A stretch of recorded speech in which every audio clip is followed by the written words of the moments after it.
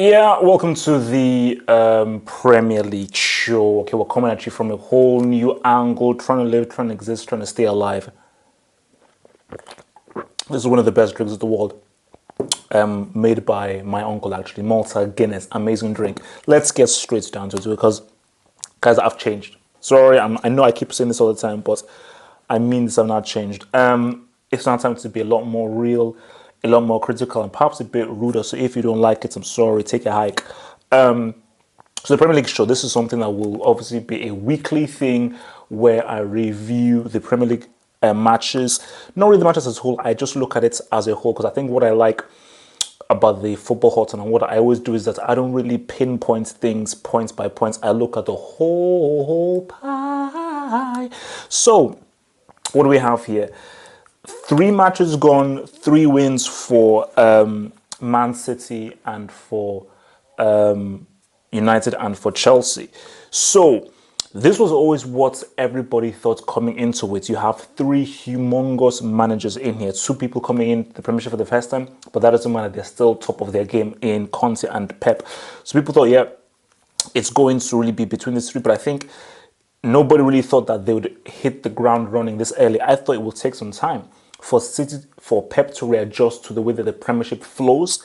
Conte as well, with how badly Chelsea did last season, I think it will take time for him to really galvanize and rejuvenate the morale of the team. And even for Mourinho, United, who really got through a whole inconsistent spell with your man, King Louis van Gaal, I thought it would take time for him to really get the guys gelling. But everybody has gelled really well, and I think focusing on this week, City, Pep's his influence is coming through here, and the thing that they're doing it without a fully fit, fully ready, fully alive Gundogan. Sterling has looked good. I'll say it again right now, and I think I just want to be fully clear with this. In my view, Raheem Sterling is not a good football player. He's quick, he's fast, but as far as having a footballing brain and footballing excellence, I just don't view him as a footballer. He is a weapon that can be used very well. I just wouldn't have him in my team. But this is about being objective and being analytical. Pep is using him very well because he's similar to the boy Coleman in the way in which he knows that this guy is fast, but he's using him in the right way. So he's getting him to position himself and to really get into spots and spaces in which he can use his speed to devastating effects. And Sterling, who has been bad at finishing, which has been one of the most critical points of his game, two Gs against West Ham. One, and the other G he scored, the second G was a very nice G. So the good news for City is 3 matches, 3 wins, top of the league by goal difference, and they haven't really played Pep's tactics full on. And they're doing this without Leroy Sané and Gundogan fully ingrained into the team. So you have to assume that when Gundogan and Sané come into this team, they'll actually go up a level and really take it to the next level. Again, who have they played? West Ham was a difficult game, but they're playing West Ham at home, but you saw how they struggled when it got down to 2-1. And so that's the thing. But we all know that it's about the Manchester Derby. Speaking about the Manchester Derby, United, I'm surprised. I'm surprised because for me, I thought that out of the 3 teams, United were the team in greatest trouble because of the post-Fergie effect, stroke post-Moyes effect. But I think what Mourinho has done is that he said, let's just take it old school. He's defensively, they've been amazing. I think they've only conceded 1 goal. Bailly in defense has looked legit. Blind as well has done well. But people insult Mourinho, which I don't like. And I find it very, very rude. Extremely rude as to how he gets insulted. But the thing about this is that you were looking at the United game against Hull City. United are playing good football. It's good football. It's not as static and as dogged and as attrition-like as what it was with Chelsea. There's interplay. There's interchanging. There are 1-2s. There are people coming across. Players are not fully fixed into their position in the way that Mourinho's teams usually are. And there is amazing movements and invention and creativity within it. But one thing I've got to really notice is this whole Mata Mkhitaryan's situation. It was believed that Mata would be on his way out. But the thing now is that what we're now viewing is that Mata is playing very well. And he's fitting very well into Mourinho's system. So there just doesn't seem to be a place for where Mkhitaryan can come in. And at the end of the day, the manager doesn't care about, hey, I bought you, so therefore you have to play my team. No, all that matters is that, is this working? Is this working well? Fine. To hell with who I've bought. It's working with Mata starting on the pitch. So coming into that Manchester derby, I'll be surprised if Mourinho changes that 11 that started against Hull City. And again, Rashford, he's the kid. I mean, coming in, scoring the goal, and it's an insult that he's not in the England team because he's probably one of England's best players. Yes, he is. Don't argue with me. Rooney's still crap. He's rubbish and he doesn't deserve to be in the England squad. But he was instrumental in getting that goal. The thing about Rooney is that there's a very good player there. There's a really good player there. This guy, he does have a footballing brain.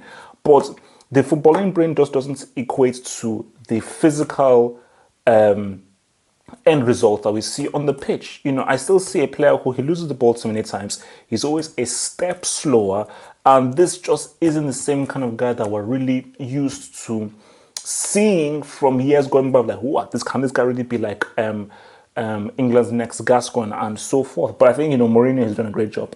You look at Chelsea, Conte.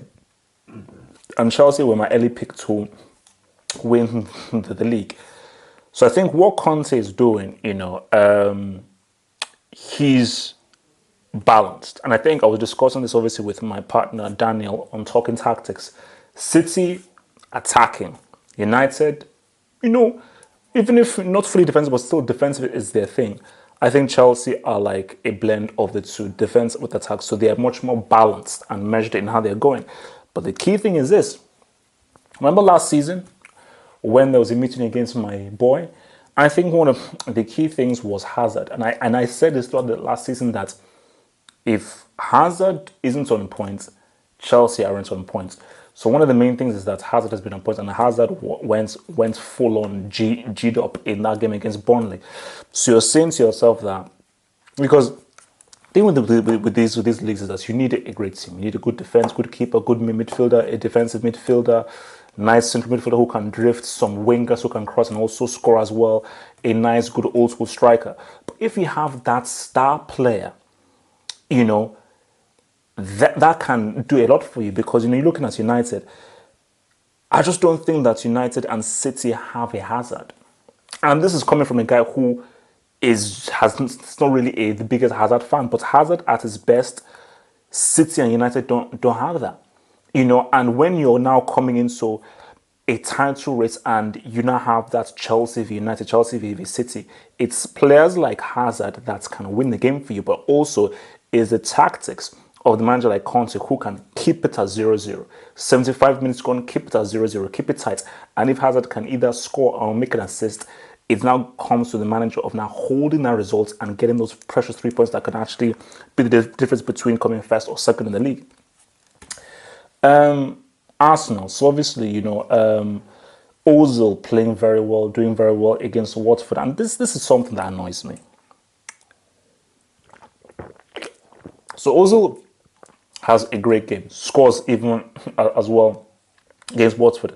And people are now touting him as one of the best players in the Premiership. And, he was trending and so forth. It's Watford. It's Watford who are currently, let's see how well Watford have done so far this season. Watford are 18th. So Watford have drawn one game and have lost 2 games. So they haven't won a game yet. It's Watford. And this is Watford without the Flores from last season. They have a new manager in Matt Matsari. So it's a team who are really a mid-table team who got promoted from season before last. And also it's not the kind of team who you'd be expected to even sniff a Premiership. So to now talk of Towers Ozil as one of the main guys in the Premiership because you G'd up against Watford, that's insulting my intelligence. And I find that extremely insulting. But we're going to give a shout out to, obviously, Everton looking very nice. 2 wins, 1 draw. Ronald Koeman doing his thing. Very important that they kept Lukaku. And for me, Everton can say something. Everton can say something, But I've also got to look at. So basically, you've got the big dogs in City, Chelsea, United. Then you have Arsenal, quite just like it or not, they're going to come top 4. I think the top 3 is going to be between City, United, and Chelsea. 4th place will be Arsenal. Then we now look at 5th, 6th, 7th. A lot of people are looking at Liverpool and Tottenham. Don't sleep on Everton. For them to keep Lukaku was huge. And Koeman is a very good manager. Look at what he did with Southampton. So with more resources with Everton, I think Koeman can be a kind of guy that these guys can just collect points. And you can obviously see the upgrade in the way they're approaching games as opposed to that guy Martinez, who was just a damn Wild Wild West cowboy, But biggest surprise has to be whole City, 15 fit players. Everybody else is under 21. They have 15 fit players in their team.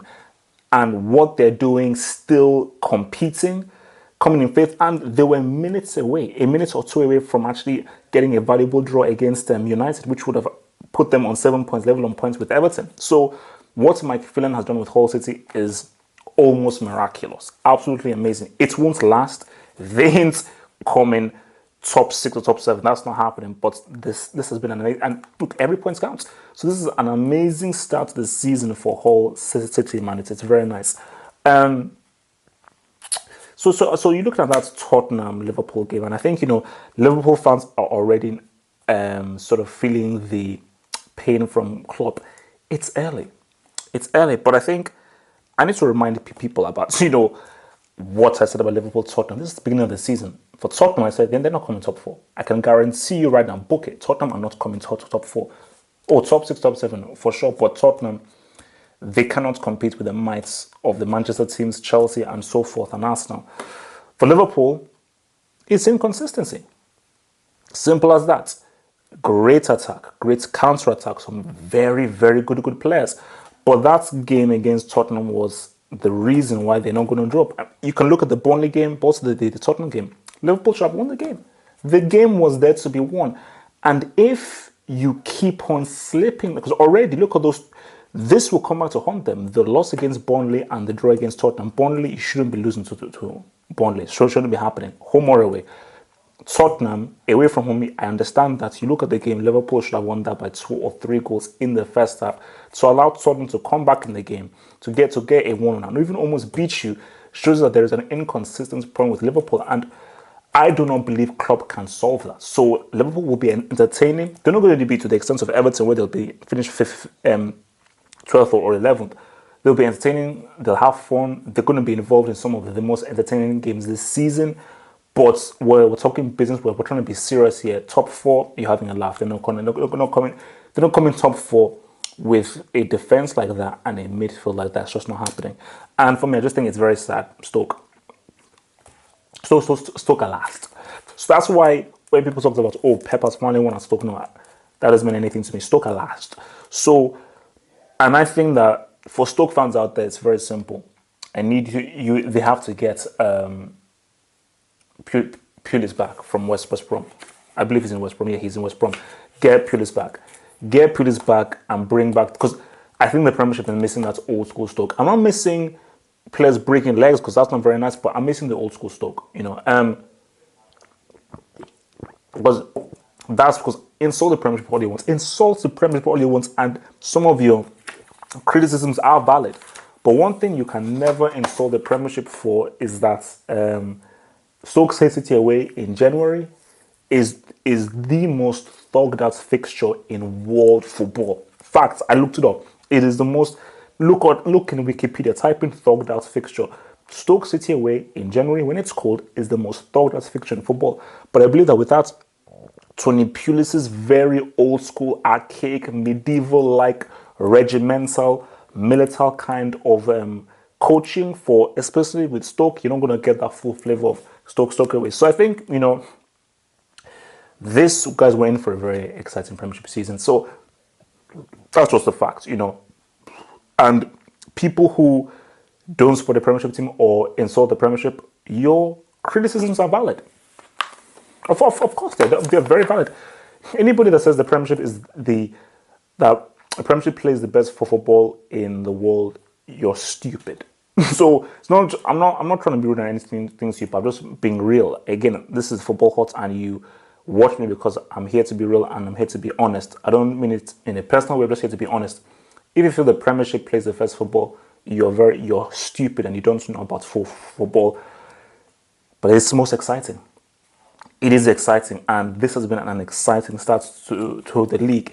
There is some good football played in foreign matches, but overall, technically, it's not anything to write home to your girlfriend about. Still sticking with Chelsea for this, but I believe there are going to be many twists and turns. I cannot wait for the Manchester derby. That's going to be lit. Manchester derby is going to be lit. I'm still sticking with Chelsea, and my argument still remains. Antonio Conte, Italian manager, pragmatic, measured. Um, I understand he's not made a lot of the arguments against it is how much business has he done. The business has been done more by City and United, so maybe they have bigger squads and more talent to pull from. But I think as is with what they have, I do believe that Conte's tactics and how he uses the golden child in Hazard is what will sway it in his favor. So, guys, that's been from me. Watch again for the next Premier League Roundup show. Remember, follow me on Twitter and on Facebook over here at the little tag over there at Half Hope Hot. Guys, it's been swell. It's been good. Stay safe. But most importantly, and this is very important, stay black. So, guys, man, remember to take part in the forum. Obviously, you just head into the websites and click on the forum button. That will take you straight into the main forum where we've got the Premiership, Serie A, Bundesliga, transfer, all different sections. So sign up, do your thing, and join up in the forum. I'm there every single day just monitoring and doing my thing. So I will see you guys on the forum. Peace out.